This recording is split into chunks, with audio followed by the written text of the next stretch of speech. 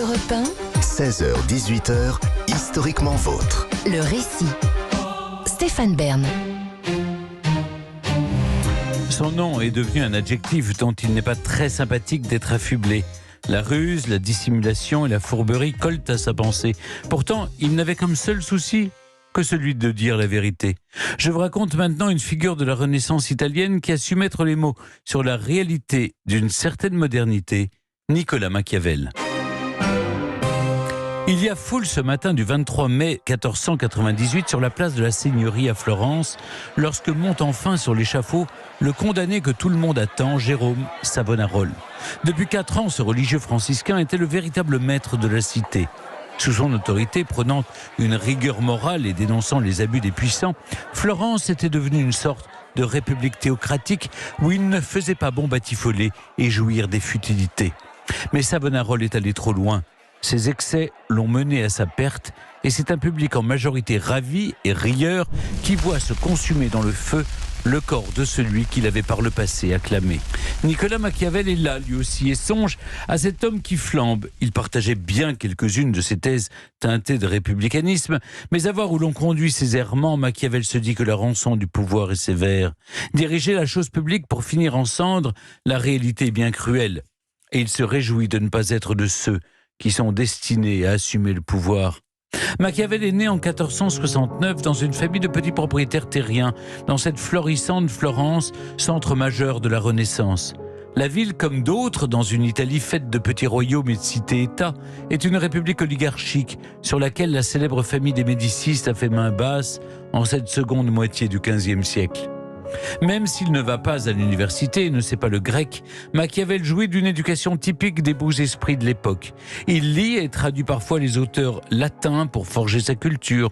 On ne sait que peu de choses de la première partie de sa vie, mais sa famille, qui n'a pas les moyens de faire de la politique, n'est pas associée aux instances dirigeantes et se contente de gérer comme elle peut ses terres hors de la ville.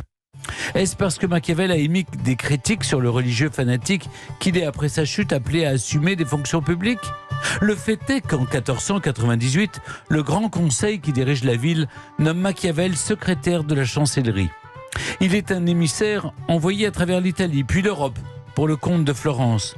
Il n'est pas ambassadeur, ne représente pas la cité, mais il représente Florence à l'extérieur en tant que chargé de mission.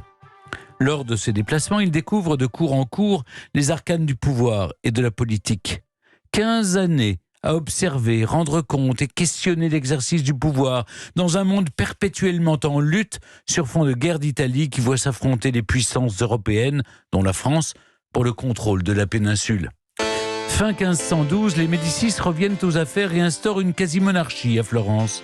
Quelques mois plus tard, soupçonné de participer à une conjuration contre la puissante famille, Machiavel est arrêté, emprisonné, torturé et échappe de peu à la peine de mort grâce à l'amnistie générale lancée par le nouveau pape Léon X. Il est vivant et libre, mais doit s'exiler sur ses terres. Soutenant peu la nouvelle autorité installée à Florence, fort de ses 15 ans d'expérience auprès des puissants et de sa parfaite connaissance de la chose publique, Machiavel se rend compte qu'il est perpétuellement déçu par les hommes d'État. Ainsi, dans sa campagne, il passe ses soirées à relire les auteurs anciens pour nourrir sa réflexion sur ce qu'est le pouvoir. Il réunit ses pensées dans un ouvrage qui ne sera édité qu'après sa mort en 1527, mais fera sa postérité, Le Prince. Dans ce traité, Machiavel analyse des exemples de l'histoire antique et contemporaine pour cerner la façon dont le pouvoir s'acquiert et surtout s'exerce et se conserve. Car loin de souscrire à de fausses idées de protection, de justice ou d'émancipation, Machiavel dresse le froid constat que l'État n'a d'autre sens et d'autre but que de se maintenir lui-même. Nous sommes pourtant à une époque où les monarchies se prévalent d'un droit divin, où les autorités étatiques prétendent assurer l'ordonnancement d'une société en théorie apaisée, où les dominés acceptent d'être régis et défendus par une puissance bienfaitrice. Mais Machiavel, et c'est là qu'il fait œuvre de modernité, s'attache à décrire la réalité du pouvoir dans un monde où l'on ne peut que constater que les hommes sont, je le cite, ingrats, changeants, simulateurs, lâches devant les dangers, avides de profit. Machiavel ne cherche pas à théoriser ce que le pouvoir doit être, mais à décrire la réalité de ce qu'il est, quand bien même la réalité n'est pas belle à voir. Il veut s'attacher à montrer ce qu'il nomme la vérité effective de la chose, Ainsi, dans le chapitre 15 du Prince, l'affirme-t-il clairement. « Puisque mon intention est d'écrire chose utile à qui l'entend, il m'est apparu plus convenable d'aller tout droit à la vérité effective de la chose plutôt qu'à l'image qu'on en a. En effet, il y a si loin de la façon dont on vit à celle dont on devrait vivre, que celui qui laisse ce que l'on fait pour ce qu'on devrait faire apprend plutôt sa ruine que sa conservation. » Penser la chose publique au travers des mythes du roi juste et bienfaiteur ou de la concorde sociale n'a à ses yeux pas de sens, car la chose est ainsi faite que c'est le conflit et la discorde qui animent la société dans un mouvement perpétuel. Le peuple refuse de se faire dominer par les princes qui ne cherchent pourtant que cela. Rien ne sert de vouloir occulter ce déséquilibre. L'art de la politique est justement de gérer cette lutte permanente. La vérité pour Machiavel, c'est d'accepter la réalité des choses, certainement pas un idéal politique à atteindre. Ce n'est pas par la vérité que l'on gouverne. Les princes doivent développer ce que Machiavel nomme la virtu, un concept complexe que les spécialistes hésitent à traduire tant il recouvre un entremêlement de notions et de qualités, celle de l'adaptabilité, de la mesure de ses propres capacités, d'accepter de ne pas s'en remettre à la seule fortune. La virtu, c'est une puissance de la volonté, de l'habileté et du courage à reconnaître que le sens de l'État n'est pas forcément celui de la morale.